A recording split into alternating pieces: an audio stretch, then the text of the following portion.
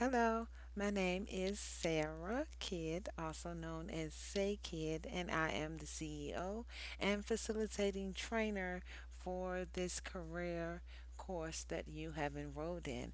Thank you so much for joining and being able to view this welcome introduction video that will serve as your roadmap as you move throughout the course intervention that you've signed up for. Again, my name is Sarah, and I am the creator of the organization that has produced this video, and the organization's name is Speaking with a Purpose Productions. I want to take this time to share an inspirational story with you guys because that's one of the biggest things that my company does is to bring inspirational stories and courses to bring relative information and give a time for us to share an experience. So today I'm going to share a story of mine. Um, and if I haven't said so, welcome to this introduction course video. The name of my story is The Best Is Yet to Come. And I would like to start about talking about the last 3 years. We all have been experiencing collective changes, life challenges, and even for some, death has come on all of us. And I want to take this time to talk about the positive changes that we also wanted to move forward and look forward to as we experience these years. One of the big positive things is looking forward to your birthday every year. For me, my birthday was always that capstone time where I wanted to look back in my life and see what I have done over the years, and what I didn't want to do again moving forward, get rid of any non productive behaviors. And so the last couple of birth um, years that I have had coming up to 2022 have been a bit challenging. But as we say here at Speaking with a Purpose, I never experience a bad day because I never claim one. Okay. So I do want to say that.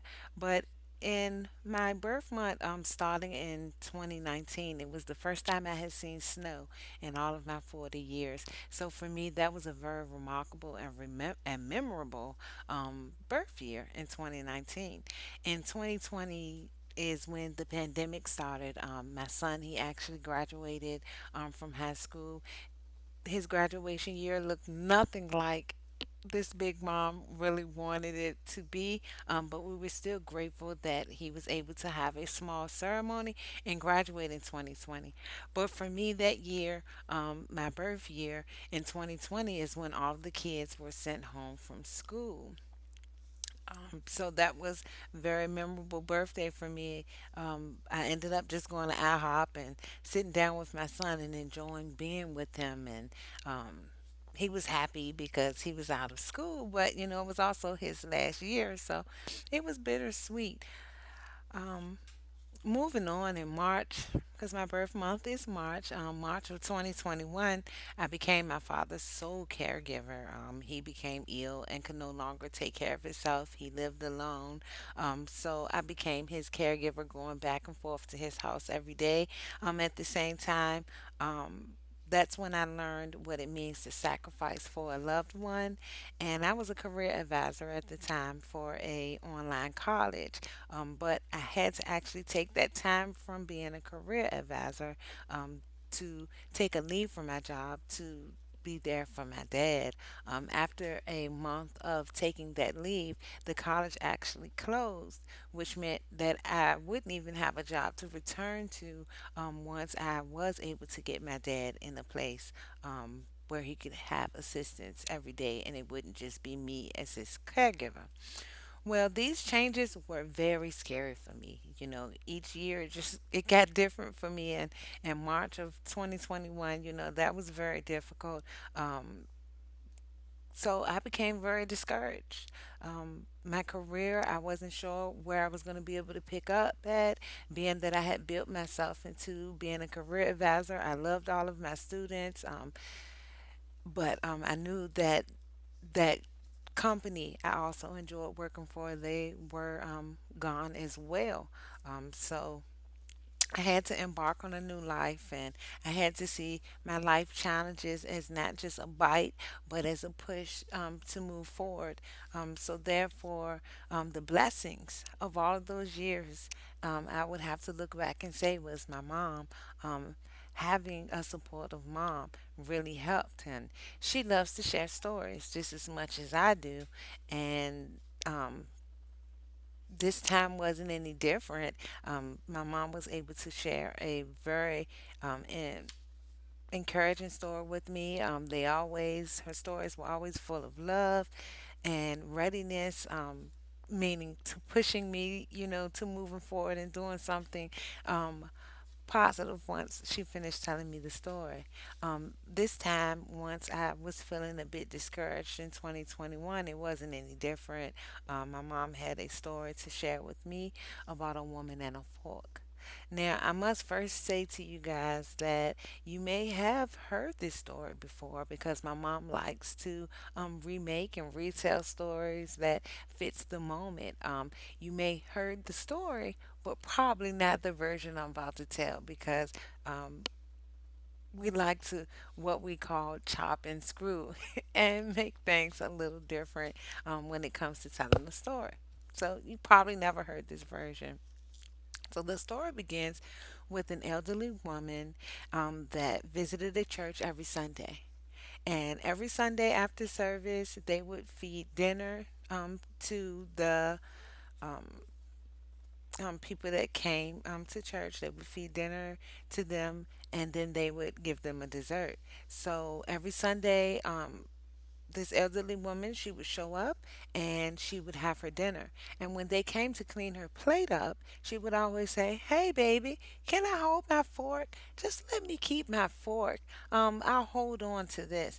And they would say, "Sure, you can hold your fork." And this was always after dinner, but right before the dessert. So no one ever thought anything about it. They just, said, "Hey, she just wants to use her fork." That's cool.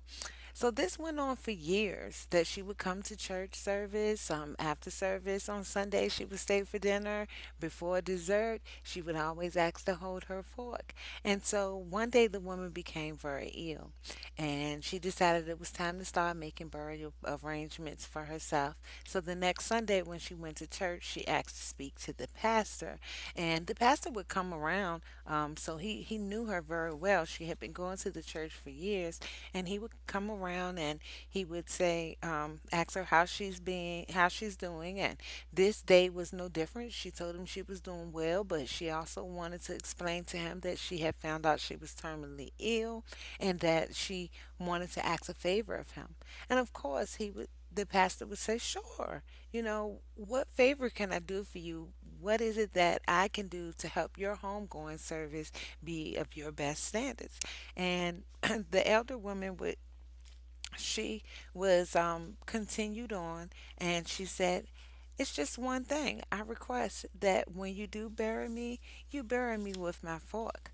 Please make sure that you bury me with my fork." And the pastor agreed upon the elder woman's wishes, but also became confused. So he said, "I noticed when you're at dinner every Sunday, after dinner, before dessert, you always ask to hold your fork. And now you want to be buried with your fork? Why?" So the elderly woman, she looked at him and she was very meek and she said, "Pastor, years ago, I became so discouraged and I allowed myself to be depressed while waiting on life changes. But since the journey into church and becoming terminally ill, I realized that keeping my fork has become my joy and promise since you never know when the best is yet to come." Don't you just love that story? I love this story and I love sharing that story with you guys. And the question I have for you is, what does holding your fork mean for you? Um, Is it important that you stay present during the discouraging moments and when you set out to do something and things don't go exactly the way you want them to do? Do you keep pressing forward? Do you hold in your fork and say, hey, I don't care if the best is yet to come?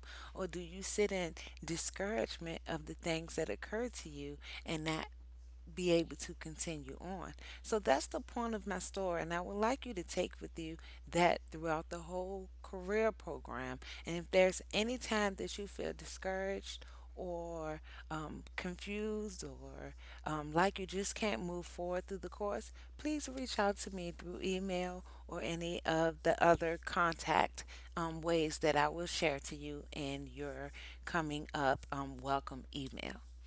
Thank you so much for listening, and I hope you enjoy the rest of your introduction video.